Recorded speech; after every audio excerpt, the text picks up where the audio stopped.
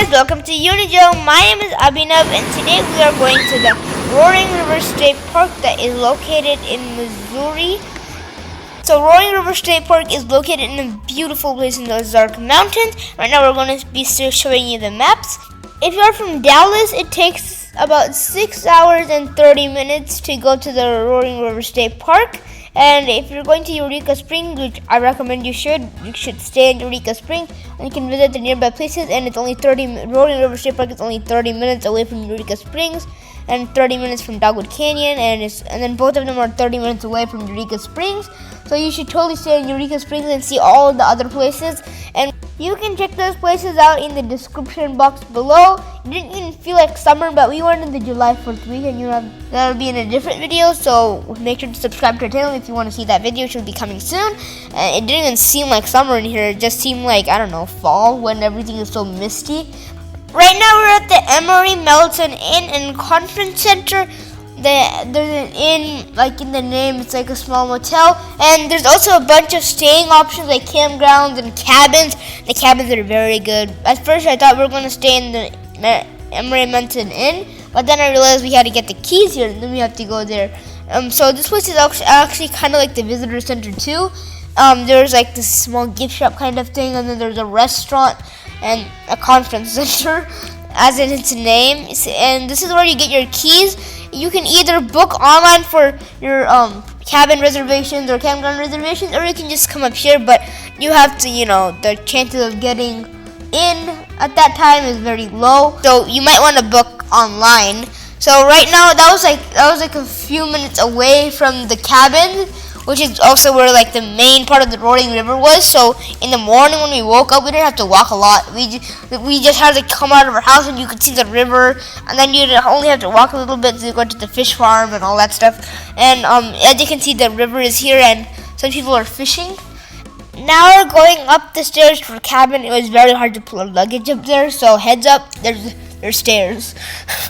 And there's individual cabins with a big patio, so you can, if you just open your door, you're right in front of the river.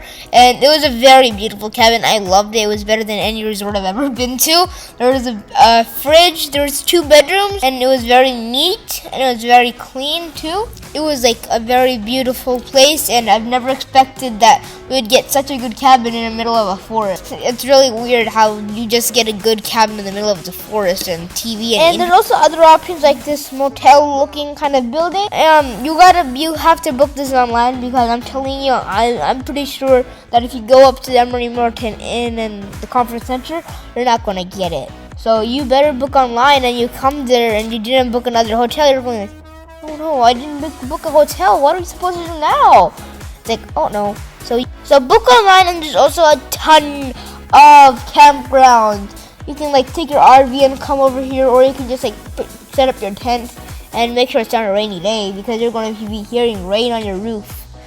And as I said, right in front of the cabin, you can just go down to the river. And since we're in the evening, like we're going to be exploring at night and in the morning, but this is the evening view, and we thought like this is a regular state park, bunch of forests and trails and all that stuff, but it was actually pretty cool. They had a fish farm, and then a dam, and then waterfalls and beautiful springs.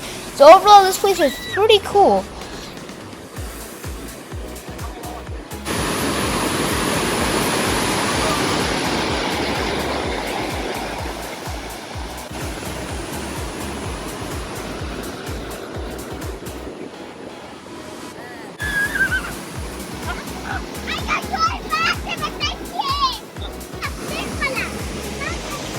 We just came to explore the park, but we noticed the fish hatchery over there, and we were lucky to come at night because, well, guess what?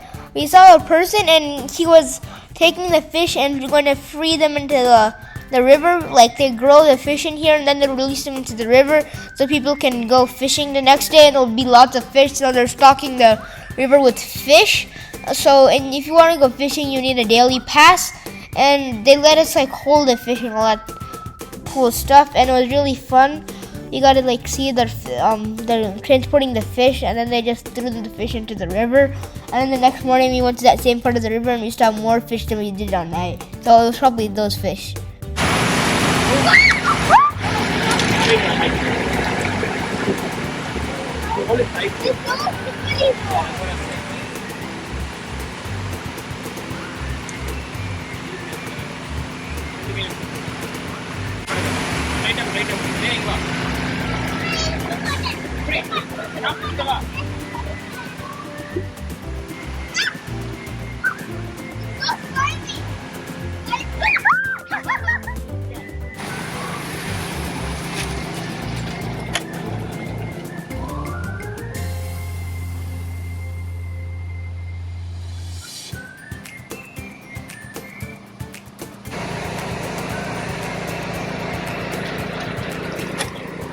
Now that person is going to free those fish that he caught from the hatchery into the river. The next morning, the fishermen can come and catch some fish and then put them back. And literally, he just yeeted them into the water. Like he got a whole net full of them and just yeeted them into the water. That must have hurt it. Hi, welcome to aquarium. Now we're on the Deer Leap Trail. There's 7 trails, and we thought of going onto the Deer Leap Trail because it's the nearest one. Fish hatchery, and it's a really big place. We're going to be exploring that later. And plus, this is the morning. There's a bunch of vultures trying to eat the fish in the lake, and then a bunch of them started catching them, but then the fish came flopping back down. And as you can see, yeah, there's a vulture over there. And the big part is for the biggest fish. The biggest trout, the biggest rainbow trout. There's albinos one in there, and those 2 circles over there are another albinos and full-grown trout. But we'll be seeing that later. But this trail is very beautiful. It goes into the mountain and come back down. But if you do the Deer Leap Trail and you're like a really good hiker and you want to challenge yourself, there's another trail at the end of the Deer Leap Trail, so you can totally try that. That's like 2 miles, I think. But we didn't go on that because it was going high into the mountain, and that would be really dangerous because there wasn't even any railings. And then this is a man-made trail. They made the gravel and put all the gravel in and put the railings and all that thing. And then it was actually a very beautiful. Takes about 30 minutes to finish this trail. We finished it in about, let's say, 25 minutes. And this is the hatchery. So like they had separated the fish like from each stage, like babies, beautiful, young adult, and then old adult. And old adults are in the river. So as you can see, these are the baby fish, the fry, and there's also fish food, so children will enjoy this. They can feed the fish, and the fish are just starting to run over. I don't even know if they feed the fish because they look like they haven't eaten in a billion years. And I kind of felt sad for a little bit of the fish because a lot of the fish tanks were stuffed with fish, and a little of the fish can't even move. They had to jump over each other, which looked very sad.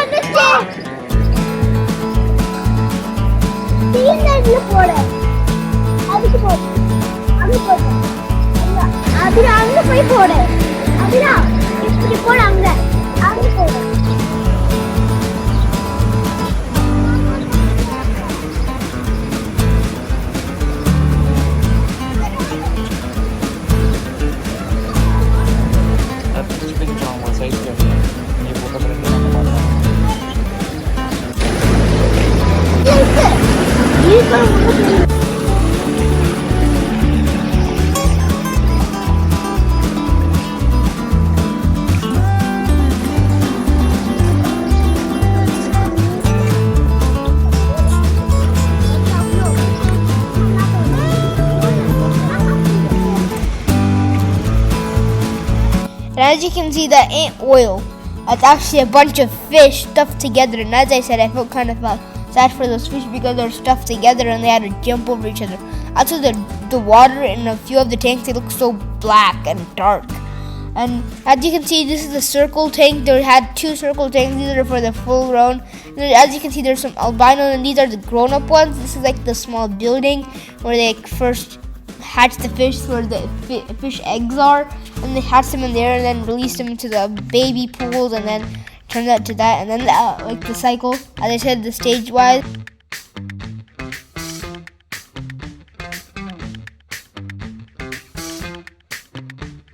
One of the main reasons we wanted to come to the Roaring River State Park is to see the spring the waterfall and that beautiful spring, but we had no idea where that was. So we went to this place where I don't even know I think we weren't even supposed to be there. It looked like some kind of office, and we went in there, and then this person just came and was like, how can I help you? I was like, where's the spring? And he's like, oh, you gotta go turn, and as you can see, we're going to the spring, and as I said, like, there's this big place where the big fish are, and this is you can see albino trout and the rainbow trout, the fully grown, because only the fully grown adults have the beautiful stripe of rainbow colors on their back.